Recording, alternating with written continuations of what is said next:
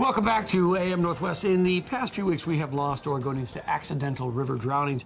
Here to share the vital information you need to know to play it safe this summer on Oregon's rivers, we're happy to welcome from Clackamas Fire District Number 1 Public Information Officer Brendan Paxton. Nice to have you here, Brendan. Thank you. It's just a good reminder at a good time right now because just again this weekend, another person lost on the river. I guess the thing you want people to know first is there are a lot of hidden dangers that people don't even anticipate or think about before they head out to the rivers. There are. You know, as certainly as we headed into the holiday weekend, we were expecting high temperatures, fast-moving water, but the water temperature is still cold. And people don't necessarily realize that. They're out having fun with their friends and family, having a great time, but what they aren't aware of is the hidden dangers, the cold water, and it's moving very, very quickly. And the cold water, and everybody I know who goes to a river or a beach and it's cold, oh, they say once you get in, you get used to it, but you don't want to be in there too long, do you? That's right. You know, it can take about 15 to 20 minutes for your body temperature to actually start lowering. So that's important. If you're hanging out in those cool waters, you're actually going to be it's going to be harder for your body to compensate should you be in an emergency situation. Also, people sometimes overestimate their swimming ability. Absolutely, and that's one of the things that we see very often is the fact that they think they can swim from point A to B. Right. What they don't realize is the current is moving so fast between those 2 points that they want to be that it can just quickly sweep them right downriver. And they don't know, you can't see what's underneath. Oftentimes there are tree branches that you can get caught up in, slippery rocks, that kind of thing. That's right, especially on the Clackamas River, what you're referring to is what's called a strainer. It's any sort of an item that water can pass through, but a solid object such as a human can't. And what happens is that water forces you onto that log or tree or rock and holds you there. And what happens is with the cold water, your body just can't keep up with the water. Water is relentless. It won't ever let you off of there. Yeah, the river was created for a reason. I mean, it did that. One of the other safety tips is never swim alone. Is that common? Do people try that? They do, and unfortunately we see that very, very frequently. We always advise people to go out with friends or family. In the event that you have an emergency, somebody will be there to signal for help, call for help, and render you aid. You also talk about some of the toys, float toys, you know, like they look like lounge chairs almost.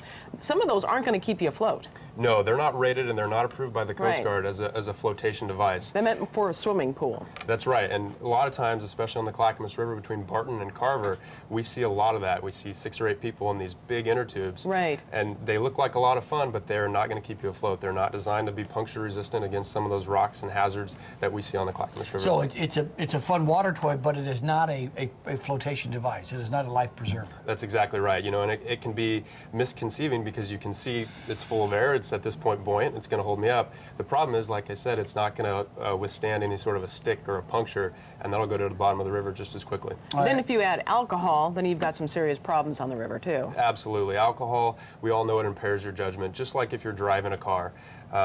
It's just not a safe combination to mix alcohol with any sort of water activity, whether that be driving a boat or simply swimming. Yeah, I was just reading the information about this, that when you're on the boat, out on the river for 4 hours, just 4 hours, of sun, noise, vibration, all of that, the motion, that's disorienting in and of itself. And then they say if you compound that with alcohol, you've got real problems. That's absolutely right. If you're out there, you're enjoying the sun, you can tend to get complacent, and then if you throw alcohol on top of that, you're certainly not as aware as you should be probably of the hidden dangers in the water. And I think they've shown too that that when you're in the sun, alcohol hits you harder.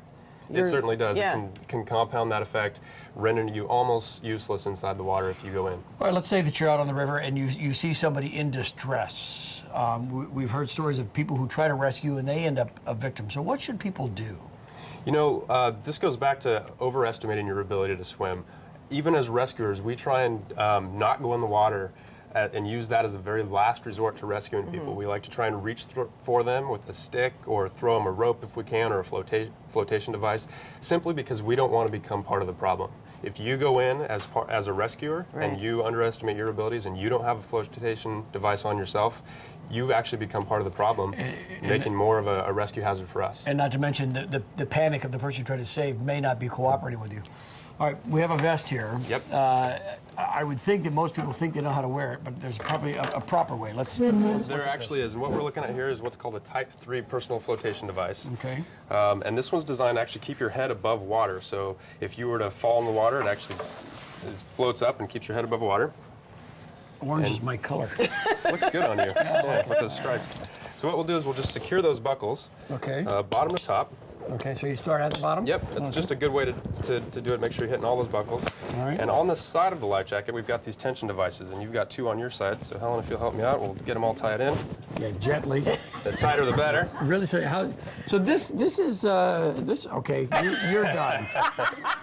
That's pretty tight. I mean, that's really compressing everything. It Is is. that how you want it? You want them fitting low and tight, and that's the idea with the life jacket. And a simple test. So is in other what's- words, I'm not moving inside of this. That's right. That's right. And eventually, when you go in the water, the life jacket is going to put you in a position that's going to keep your head And above this water. little Elvis collar, this is important. It looks good on you, yeah. Yeah. It actually serves a purpose. Yeah. It's designed to keep your head above water if you go back. So a simple test now that you've got your life jacket all tight and low across your chest is the touchdown test. So you're going to put your arms straight above your head, and we don't want that life jacket moving around.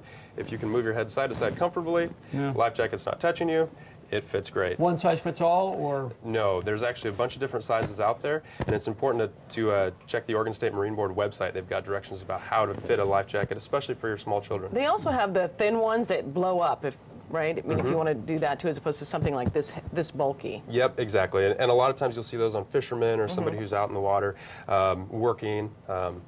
Yeah. They may not necessarily want this big bulky life jacket, but this will certainly keep you afloat. Brandon, valuable information. Thank you very much.